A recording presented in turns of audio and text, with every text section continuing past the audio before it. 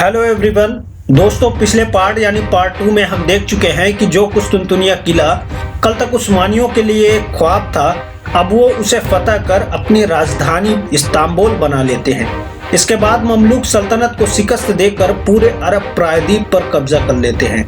आज हम देखने वाले हैं कि कैसे तमाम यूरोपीय और अफ्रीकी देश उस्मानियों के कंट्रोल में आ जाते हैं और फिर एक समय ऐसा आता है जब उस्मानियों के बुलंदी का सितारा डूब जाता है और उस्मानी सल्तनत के टुकड़े टुकड़े हो जाते हैं। आखिर क्यों खलीफा महमूद तारीखी फोर्ट जेनेसरीज को कत्ल करवा देता है, जिसने उस्मानियों को अजीम ताकत बनने में मदद की थी?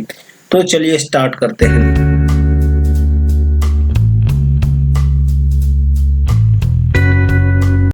खलीफा सुलेमान अपने 70,000 जानिसारों के साथ हंगरी फतह करने निकल पड़ा। सन 1526 ईस्वी में हंगरी के कस्बे मोहेज में एक तरफ खलीफा सुलेमान अपने 70,000 फौज के साथ तो दूसरी तरफ 30,000 हंगेरियन फौज अपने सुल्तान लुई सानी की कमान में जंग के लिए तैयार थे। खलीफा सुलेमान जब जंग के लिए निकला तो उसने अपने रास्ते पर पड़ने वाले पुलों को तोड़वा दिया और नावों को जला दिया। उसने ये इरादा कर लिया था कि अब हंगरी पर फतह हासिल करना ही है। उधर हंगेरियन को भी पता था कि अगर वो इस जंग को हार जाते हैं तो उनके आजादी का सूरज डूब जाएगा। 29 अगस्त की सुबह दोनों फौज यूं टकराई कि मोहेज की सरजमी तोपों के वार से थर्रा उठी। इस एक दिन की जंग में हंगरी के 4,000 नाइट्स और 2500 सिपाहियों की जानें चली गई। इसके साथ ही हंगेरियन सुल्तान लुई सानी भी दलदल में फंसकर मारा गया। ये तारीखी लड़ाई बैटल ऑफ मोहेज के नाम से याद की जाती है। उस्मानियों की इस फतह से हंगरी की तकदीर का फैसला कर दिया और अब हंगरी उस्मानी सल्तनत का हिस्सा बन गया। हंगरी पर फतह हासिल करने के बाद खलीफा सुलेमान अपने भारी भरकम लश्कर के साथ ऑस्ट्रिया की तरफ रवाना हुआ। 27 सितंबर 1529 सुलेमान ने ऑस्ट्रिया की राजधानी वियना के किले के सामने पहरा डाल दिया। यहाँ उस्मानियों के 1 लाख लश्कर के सामने वियना की सिर्फ 20,000 फौज थी। उस्मानियों के 300 तोपों के सामने वियना के पास सिर्फ 72 तोपें थी। 7 अक्टूबर की सुबह उस्मानियों के जबरदस्त बमबारी से वियना की दीवारें टूटने लगी। इसके बावजूद भी उस्मानी फौज किले के अंदर दाखिल न हो सकी। तूफान और बारिश ने उस्मानी कैंप्स को तबाह बर्बाद कर दिया, जिससे सिपाहियों के लिए खाने की भी किल्लत होने लगी। इसलिए सुलेमान को मौसम की तबाही और फौज की बगावत रोकने के लिए वियना से नाकाम होकर वापस इस्तांबुल जाना पड़ा। खलीफा सुलेमान के लिए वियना की नाकामी नाकाबिले बर्दाश्त थी। उसे फतह हासिल करने का जुनून था। अब उसने एशिया का रुख किया और ईरान पर हमलावर ईरान के शहर तबरेज और बगदाद पर कब्जा कर लिया। यूरोप और एशिया में सुलेमान खुद अपनी फौज का कमान कर रहा था, लेकिन अफ्रीका में उस्मानी फौज के कमान 2 भाइयों अरूज और खैरुद्दीन के हाथों में थी। ये दोनों यूनान के रहने वाले थे। इन्होंने ही 1516 में अलजायर को फतह करके उस्मानी सल्तनत का हिस्सा बनाया था। इनमें से एक भाई अरूज स्पेन के साथ जंग में मारा गया। अब उस्मानी सल्तनत के अफ्रीकी ममालिक की कमान खैरुद्दीन के हाथों में थी। खैरुद्दीन ने वैसे तो कई जंग फतह की थी, लेकिन 2 जंगी फतह ने उसकी अफ्रीकी और सोमाली ममालिक में धाक जमा दी थी। पहली कामयाबी थी वीनस के खिलाफ जंगी मुहिम और दूसरी यूरोप के संयुक्त जहाजी बेड़ों पर फतह।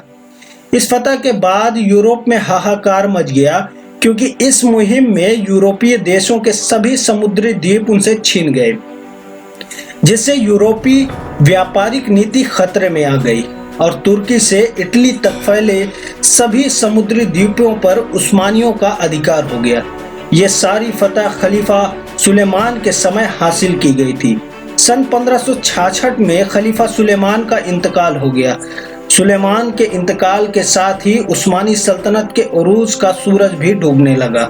सुलेमान की मौत के बाद उसका बेटा सलीम सानी नया हुक्मरान बना, लेकिन इसमें हुकूमत चलाने की काबिलियत नहीं थी।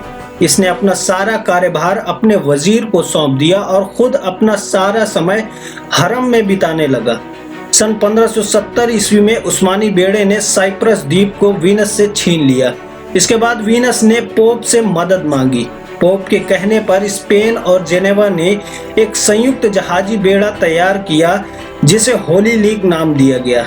इस समुद्री जंग में तुर्कों के पास 270 जंगी जहाज थे और होली लीग के पास जहाजों की संख्या 220 थी। लेकिन इस बार होली लीग की जहाज तुर्कों की जहाजों से बहुत ही ज्यादा मॉडर्न और ताकतवर थी। 7 अक्टूबर 1571 को दोनों जहाजी बेड़ों में जंग शुरू हो गई और चंद घंटों के अंदर ही सलीबी जहाजों के भयानक बमबारी से तुर्कों के सभी 270 जहाज तबाह हो गए। सलीबी सिपाहियों ने उस्मानी बेड़े के कमांडर अली पाशा का कत्ल कर दिया। इसे बैटल ऑफ लेपांटो कहते हैं। लेपांटो की लड़ाई उस्मानियों की सबसे बड़ी जहाजी शिकस्त थी। इस जंग के बाद उस्मानियों का सुपर पावर स्टेटस गिरने लगा और स्पेन सबसे बड़ी ताकत बनकर उभरने लगा। लेपांटो की फतह का जश्न पूरे यूरोप में मनाया गया, लेकिन 1574 में उस्मानियों ने दोबारा जंगी बेड़ा तैयार कर स्पेन के शहर ट्यूनस पर कब्जा कर लिया और इसी बरस खलीफा सलीम सानी का इंतकाल हो गया और उसका बेटा मुराद सल्तनत उस्मानिया का नया सुल्तान बना। मुराद बहुत ही अय्याश और बेपरवाह सुल्तान था। 1595 में जब मुराद की मौत हुई तो उसके 130 बेटे थे। इनमें से मोहम्मद सल्तनत उस्मानिया का नया हुक्मरान बनता है। ये बहुत ही शक्की मिजाज का था। इसने अपने 19 भाइयों और कुछ बहनों का कत्ल करवा दिया जो उसकी नज़र में उसके खिलाफ बगावत कर सकते थे। मोहम्मद ने शक की बुनियाद पर अपने बेटे महमूद को भी कत्ल करवा दिया। इसके समय में ही जेनेसरीस के ओहदे और रुतबे को देख तुर्क सिपाहियों ने बगावत कर दी, जिसके बाद से जेनेसरीस फौज में ईसाइयों के अलावा तुर्क बच्चों को भी शामिल किया जाने लगा। इसके बाद जेनेसरीस की संख्या बढ़ते बढ़ते 2 लाख तक पहुंच गई। सन 1603 मोहम्मद का इंतकाल हो गया। अब उसकी जगह उसका बेटा अहमद नया खलीफा बना। अहमद ने खलीफा बनते ही भाइयों को कत्ल करने की रवायत को खत्म कर दिया और ऐलान किया कि अब खलीफा का सबसे बड़ा बेटा ही सुल्तान बनेगा। हालांकि ये ऐलान अखलाकी और इंसानियत तौर पर सही था, लेकिन इसके कई नुकसान उस्मानियों को भुगतने पड़े। वो ये कि पहले इनमें खिलाफत के लिए जंग होती थी और जो इनमें सबसे ताकतवर और काबिल होता था वही सुल्तान बनता था। इसके पहले उन्हें किसी सूबे का गवर्नर भी बनाया जाता था, लेकिन अब ऐसा नहीं था। इसलिए इनमें खलीफा बनने की काबिलियत ना के बराबर थी। 17वीं सदी सन 1600 से 1700 के बीच उस्मानी सल्तनत का पतन बहुत तेजी से होने लगा। इसकी एक वजह तो उस्मानी खलीफाओं में साम्राज्य को चलाने की तरबियत का ना होना और दूसरी ये कि यूरोप के आधुनिक हथियार और अपग्रेड होती इंडस्ट्रीज के सामने तुर्की का पीछे रह जाना। सन 1623 में खलीफा अहमद के इंतकाल के बाद मुराद जहारम सिर्फ 12 बरस की उम्र में तख्त पर बैठता है। उसने इस्तांबुल में लूट मार मचाने वाले बागियों को कत्ल करवाना शुरू कर दिया।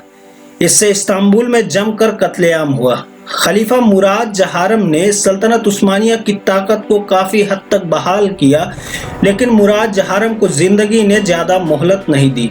सन 1640 में सिर्फ 27 बरस की उम्र में मुराद जहारम का इंतकाल हो गया। जब मुराद का इंतकाल हुआ तो सल्तनत उस्मानिया पहले की तरह सुपर पावर तो नहीं रही, मगर एक बड़ी ताकत के तौर पर खुद को मनवा रही थी।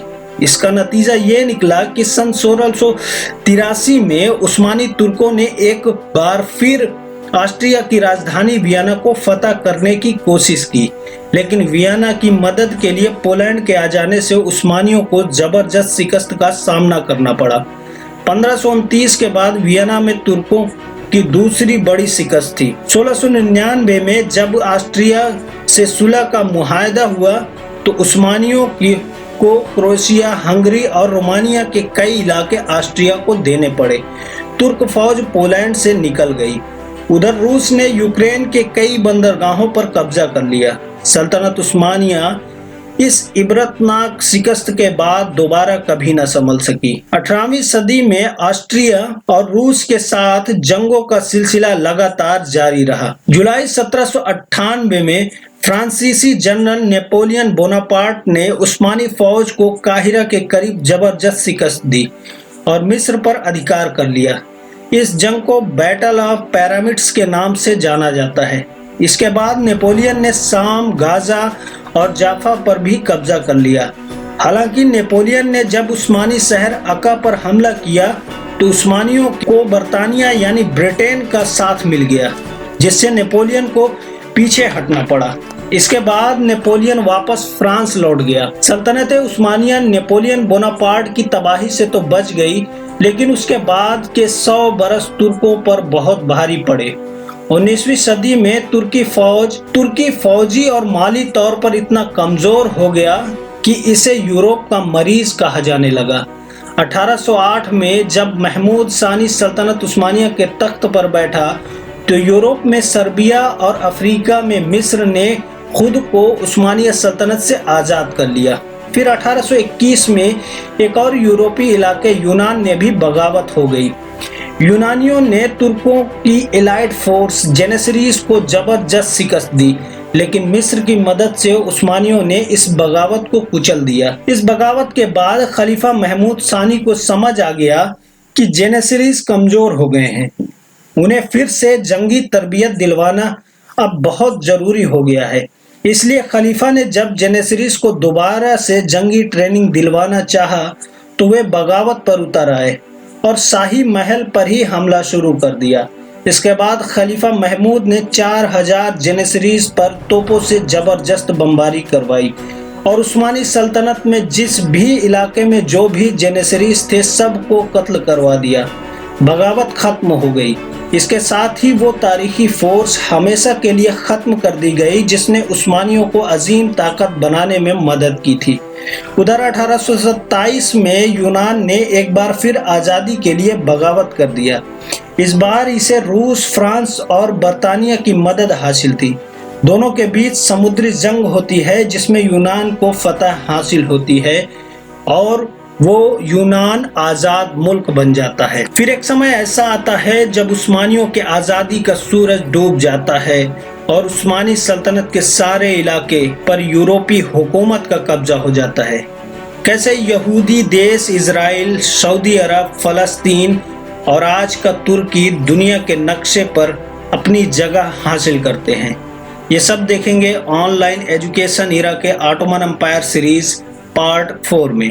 दोस्तों, हमारे पिछली वीडियोस का लिंक आपको डिस्क्रिप्शन में दिया गया है, जहां से आप पिछली वीडियोस को देख सकते हैं। वीडियो पसंद आया हो तो वीडियो को लाइक कीजिए, चैनल को सब्सक्राइब कीजिए। मिलते हैं नेक्स्ट वीडियो के साथ, तब तक के लिए धन्यवाद।